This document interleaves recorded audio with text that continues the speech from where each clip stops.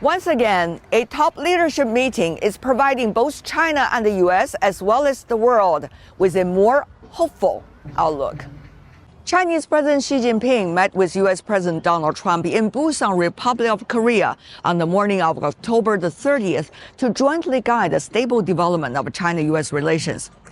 Chinese President Xi acknowledged that while differences and friction are normal for the world's two largest economies, the leaders should grasp the direction and manage the overall situation to ensure the bilateral relationship moves forward smoothly.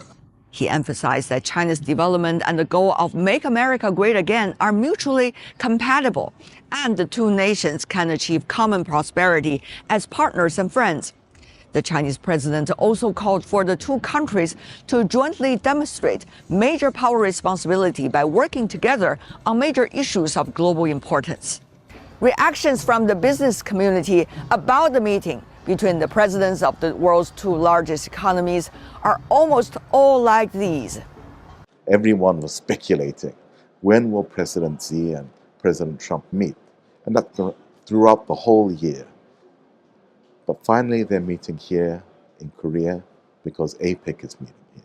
The fact of meeting and open communication is very positive. That, to me, is a great breakthrough in a way. I think, this morning, from the message I read from news, indicates a smooth future, drawing some conclusions. That's what I hope.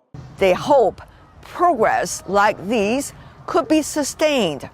After all, businesses have experienced a roller coaster of uncertainties due to U.S. tariffs over the past few months. The constant threats of higher tariffs, export controls, and trade-related investigations by the United States on China. And that is exhausting, if not devastating, not only for businesses, but also for economies too. Just as World Trade Organization estimates suggest that dividing global trade into rival blocs could reduce global GDP by nearly 7% over the long term. Apparently, the reality so far is no good for the U.S. either. Latest U.S. studies show these tariffs might be costing American families around $1,500 more per year, and disproportionately harming lower and middle income households that spend a greater share of their income on essential goods. The logic is clear. So why hasn't the tariffs debacle stopped? And what does it need for a truce between the world's two largest economies and to make sure the changes as a result of the U.S.-China economic structures would not be in conflict? Consistent long-term visions rather than short-term tactics are crucial.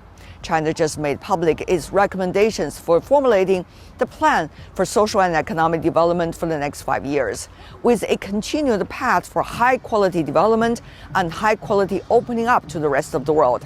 That long-term vision makes sure that the country opens its door and seeks mutual beneficial prospects. Connecting and acting on common prosperity commitments matter. Cooperation and friendly competition can coexist. In a multipolar world, it never works to aim at producing a unilateral winner.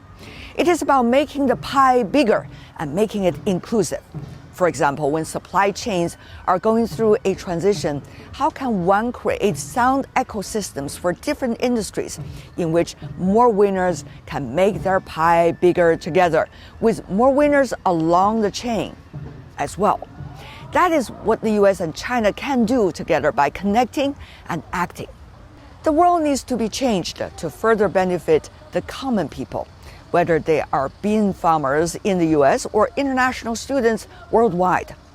Justifications made in their names should really serve their interests, not allow them to fall even further into the traps of uncertainties.